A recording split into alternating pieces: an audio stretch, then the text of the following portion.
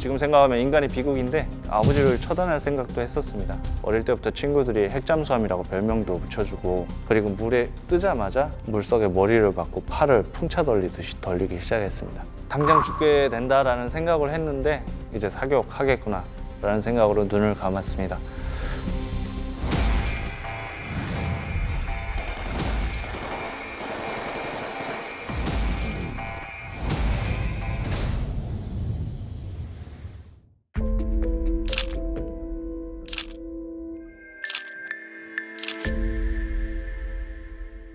황해도 예선강은 아버지가 94년도부터 97년도까지 실뱀장어 잡이를 했던 곳입니다.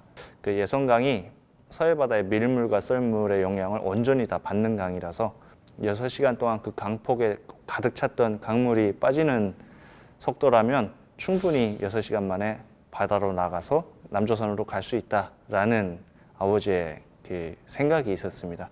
아버지가 먼저 황해도에 그 전현지구 강 옆에 위수구역에 자리를 잡을 수 있는 구실이 필요하잖아요. 그러다 보니까 황해도 배천은 외정 때부터 금을 캐던 금광들이 많았습니다. 그래서 평양에서 내려온 할아버지가 금 캐러 왔다라는 소문을 퍼뜨리고 그 위수구역에 천막을 치고 그 부대 1개 분대 정도의 노동력을 제공받아서 거기서 1년 동안 아버지가 자리를 잡았습니다.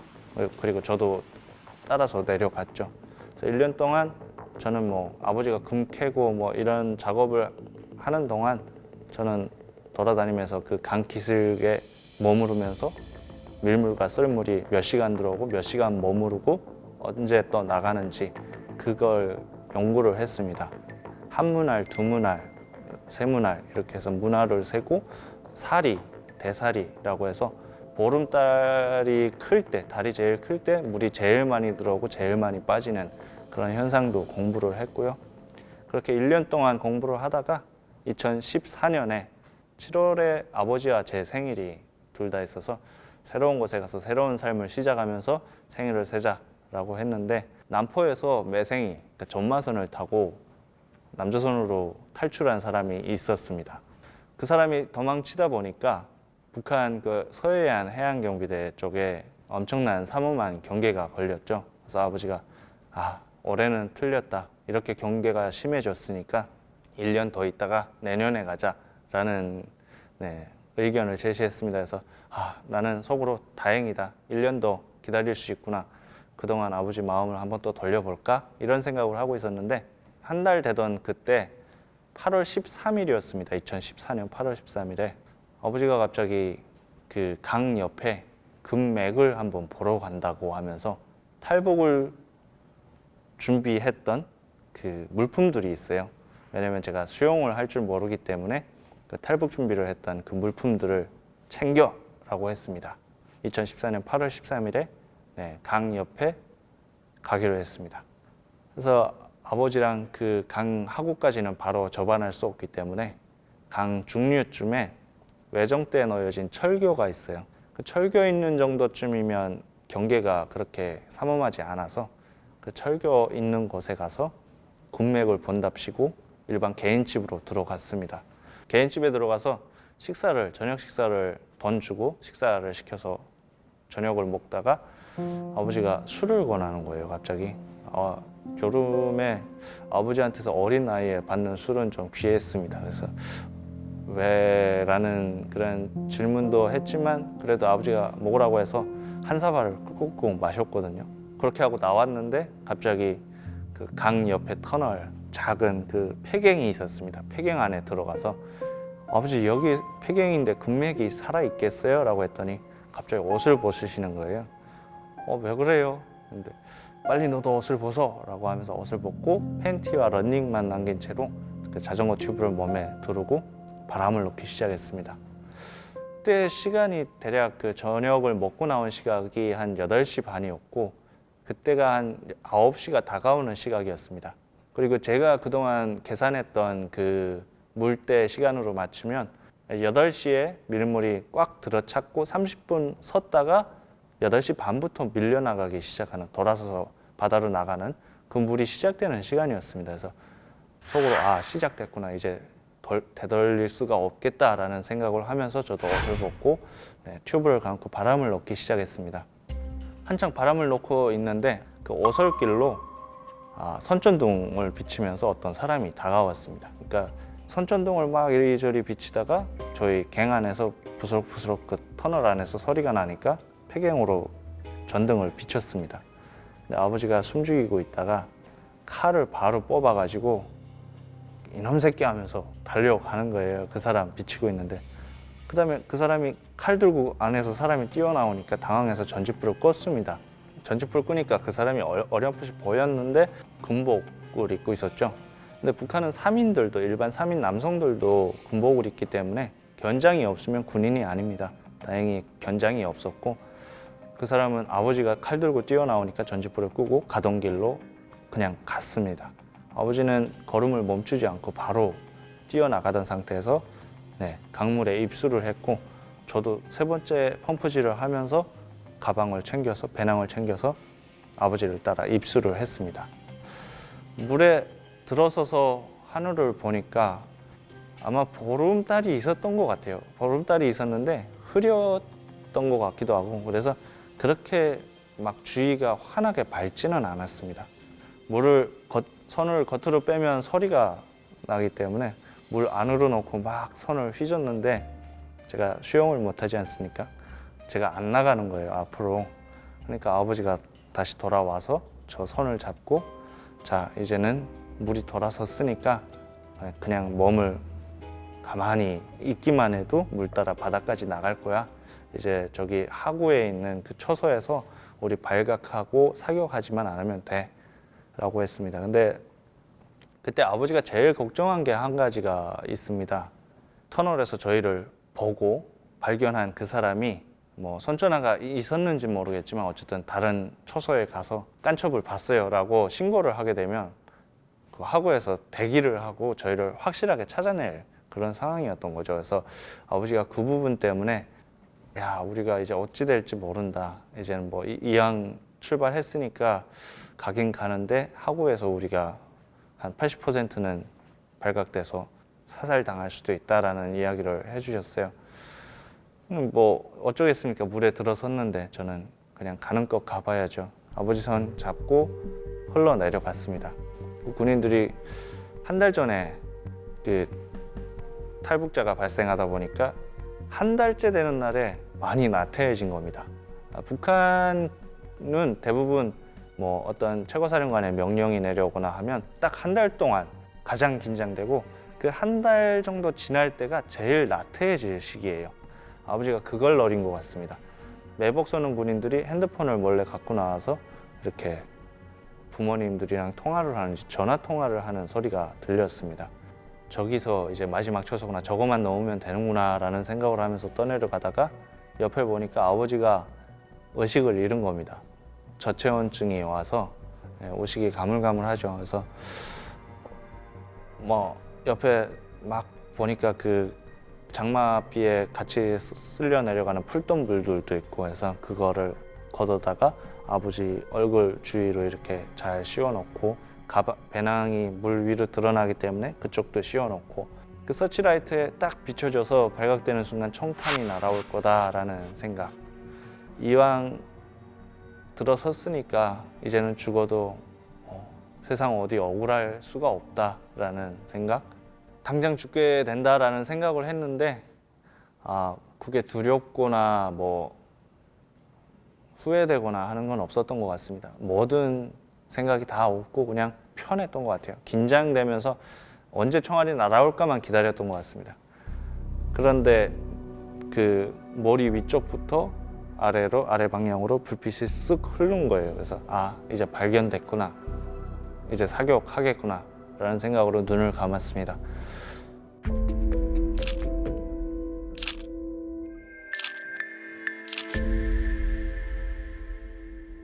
솔직히 총알이 날아올 거다라는 생각으로 눈을 감고 그걸 기다릴 때만큼 시간이 딱 멈춘 것 같은 때가 없는 것 같아요. 총탄이 안 날아온다? 뭐 이런 사격 안 한다? 이런 생각이 들어서 눈을 떴더니 서치라이트가 저 멀리 멀어져 있고 그 물골 쪽에다가 서치라이트를 고정해 놓고 자고 있었던 것 같습니다. 그래서 저희를 발견 못했고 저희는 다행히 안전하게 바다까지 나왔죠. 바다 하구로 해서 바다로 딱 나서니까 대한민국의 해안등이 보였습니다. 저희가 강 중류쯤에 1년 동안 있었다고 했는데 그 위수구역에서 남쪽을 보면 밤이면 남쪽 하늘이 환하게 대낮처럼 밝아져 있는 걸 볼 수가 있습니다. 그게 대한민국은 전기가 많다 보니까 환하잖아요. 끝에서부터 끝까지 그냥 한 줄로 쭉 연결해서 해안등이 보이는 거예요. 그래서 아버지 이제는 살았어요. 흔들었는데 아버지가 막 의식이 들락날락 하시죠. 저체온증 때문에. 아버지 저쪽으로 가면 돼요. 막 팔을 막 휘저으면서 살았다는 그 기쁨에 막 나가고 있었는데 우리가 앞으로 가는지 옆으로 가는지 그게 감이 안 잡히는 거예요.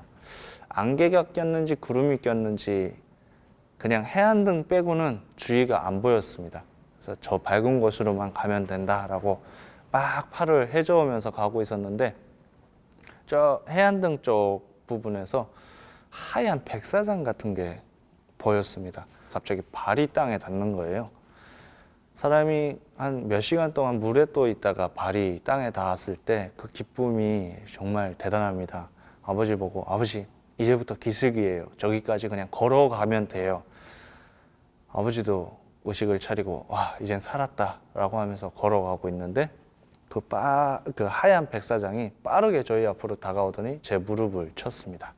물이 쭉쭉쭉쭉 빠져나가서 우리가 이렇게 빨리 걷나 생각하고 걷고 있었는데 그 백사장이 들어오면서 쳤는데 그게 보니까 물이 돌아선 겁니다. 6시간이 지나서 이제는 다시 예선강으로 물이 밀고 올라가는 그런 상황이 된 거죠. 무릎을 치고 하는 새 순간에 물이 쭉 차서 저희가 붕 떴습니다. 바닥에서 땅에서 발이 떨어진 거죠. 아버지가 야 설성아 이제는 더 이상 방법이 없다. 그냥 올라가서 그냥 갯벌에 몸을 숨기고 감탕을 바르고 이렇게 숨어 있다가 다음 물 돌아설 때 다시 시도하던가 아니면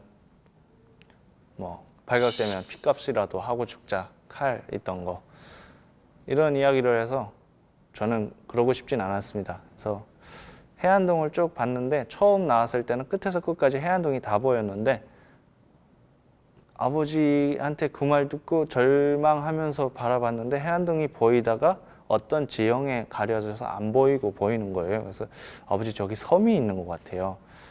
저기는 무인도 같으니까 저기 올라서서 하루 그냥 무인도에서 숨어 있는 게 낫지 않겠냐 했더니 여기는 서해바다 이쪽에는 남쪽 섬 아니면 북한 그 해안이고 섬은 지도상에 없다. 저거 섬 아니다 라고 해서 아버지 저기 뭔가 있다고 저기 설마 고래나 잠수함이겠냐 한번 나 좀 밀어달라 해서 아버지가 헤엄을 잘 치시니까 저를 밀어줘서 거기까지 다가갔습니다.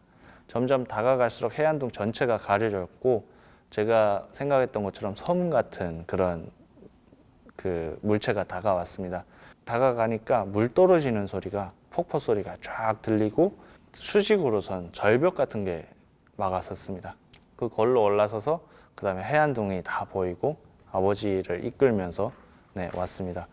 어느 정도 오다 보니까 감탕이 묽어지면서 점점 깊게 빠지는 겁니다. 한 500m 정도 남겼을 때는 허리까지 빠져가지고 더 이상 움직일 기력도 없었습니다.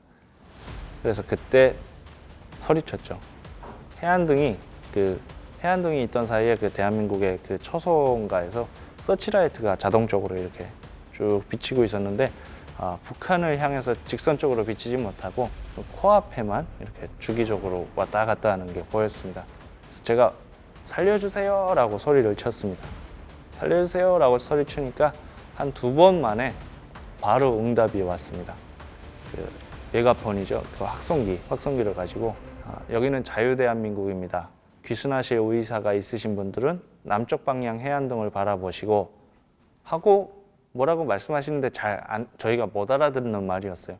안전하게 구출해 드리겠습니다. 그래서 저는 남쪽 방향 해안등을 바라보고 있으면 와서 구출해 주나 보다 하고 그냥 있으면서 제 위치를 말해야 되니까 계속 소리쳤습니다. 날은 점점 밝아오고 물은 점점 차올라오고 근데 계속 똑같은 멘트만 여기는 자유대한민국입니다. 그 멘트만 계속 하시는데 나오실 기미가 안 보이는 거예요. 그래서 아버지가 설성아 우리가 어떻게든 우리가 가야 된다. 저기서는 나올 생각이 없나 보다 라고 해서 그 뭐 감탄해서 저희가 막 기어 나올 수는 없으니까 물이 쭉 올라서 저희가 물에 뜰 때까지 기다렸어요. 기다렸다가 그 들어가는 물은 엄청 그 와류가 빠르기 때문에 그 북한 군용 배낭에는 양옆에 끈이 4개가 달려 있는데 그 군용 머포를 배낭 위에 묶을 수 있는 끈입니다. 그 끈 4개를 뜯어서 제 벨트와 아버지 벨트에 묶었습니다. 길이가 한 1m 정도 됐고요. 그리고 물에 뜨자마자 저는 물속에 머리를 박고 팔을 풍차 돌리듯이 돌리기 시작했습니다. 제가 막 풍차를 돌리면서 대한민국 해안으로 다가가면 다가갈수록 물살의 제일 중심으로 들어섰고 그 물살은 사정없이 북쪽으로 저희를 밀어내는 그 방향이었습니다. 그 앞에 있는 7개, 8개 그 방파제가 싹싹싹싹 스쳐 지나갔고 마지막 방파제까지 놓치면 더 이제는 그냥 북한으로 돌아섰다. 우리가 살려달라고 막 소리치면서 북한도 우리 위치를 알았기 때문에 이제 돌아서면 끝이다라는 생각으로 아버지를 막 흔들어서 아버지 제발 나 좀 더 밀어달라고 내가 아무리 해 안 나가니까 한 번만 더 밀어달라고 막 소리쳤습니다. 절규했죠. 그러니까 아버지가 몇 번, 2번 정도를 이렇게 밀어줬어요. 그 밀어준 힘에 마지막 방파제가 튀어나와 있다 보니까 물이 그 튀어나온 부분에 걸려서 이렇게 소용돌이 치는 그 물살에 저희가 들어선 겁니다. 그래서 대한민국의 해안 쪽으로 이렇게 소용돌이를 따라서 접안을 할 수 있었습니다. 대한민국 해병대에서 지키고 있다가 철책문을 열고 쭉 나와서 저희 경계 태세를 갖추고 저희를 신병을 확보를 했죠. 근데 아버지는 총을 겨누고 대한민국 군이 다가오니까 그때 막 의식이 들락날락 하면서도 총 치우라고 내 나라 찾아왔다고 이렇게 아버지가 한마디를 하고 쓰러졌습니다. 그러니까 그 간부님이 자 총구 내려 라고 하고 저희 아버지를 부추겼습니다. 그리고 입고 있던 옷들을 다 벗어서 저희가 감탕으로 오다 보니까 꼴이 말이 아니죠. 저희를 막 한치의 그냥 망설임도 없이 떨고 있는 저희를 이렇게 옷으로 감싸주시고 아버지를 들쳐업고 그리고 들어섰습니다. 철책 안으로. 참 감사한 게 그때 저희를 잘 인도해 주셨고 그 북한과의 그 갯벌은 북한과의 중립수역이기 때문에 그쪽으로 군 장비를 착용하고 들어갈 수가 없는 그 중립수역이라고 합니다. 뭐 사람의 목숨이 귀중하다고는 하지만 평화를 깰 만큼의 위급한 상황도 아니었고 저희가 실질적으로 올 수 있었던 그런 기회가 있었기 때문에 해병대에서는 잘 주시하고 유도를 한 거죠. 그쪽으로 들어갈 수 없었던 이유에 대해서 해병대에서 설명을 저희한테 잘 해주셨습니다. 오해는 풀었고 그리고 아버지가 저체온으로 거의 돌아가시기 직전 정도로 의식을 잃어가고 있는데 구급차를 태워서 교동에서 김포에 있는 해병대 이사단 사령부까지 지금도 아마 차를 타고 가면 30분이 넘게 걸립니다. 그때 20분 만에 돌파했고요. 교동도 지역에서 오래 근무하셨던 기무사에 계신 분이 여기 탈북민이 왔는데 생명이 정말 위급하다. 교통 신호를 좀 황색등으로 전멸시켜달라고 요청을 하셨다고 합니다. 그래서 구급차가 그냥 20분 만에 사령부로 들어갔고 아버지를 욕조에 눕히고 더운 물을 이렇게 해서 막 문지르면서 아버지를 살려주셨습니다. 그래서 저랑 아버지랑 대한민국에서 새로운 제2의 삶을 시작할 수 있게 됐죠. 근데 사실상 그 절임무, 절임배추 이런 게 막 다 썩어 있었어요. 근데 그걸 갖다가 이제 배고프니까 애들이 막 꽁다리를 막 주워 먹는 친구들도 있었고요. 신병훈련소에서 다들 몸 상태가 그러니까 군의관이 와가지고 바지를 벗으라고 해요. 살이 거의 없어가지고 그 항문으로 사람의 주먹이 들어갈 수가 있대요. 밥에 돌이 되게 많습니다. 딱 씹는데 이제 뭔가 이제 딱 하면서 이제 돈 있는 집애들은 인사참모한테 이제 딱 돈 뇌물을 찔러주면 좋은 데로 이제 갈 수 있는 거죠.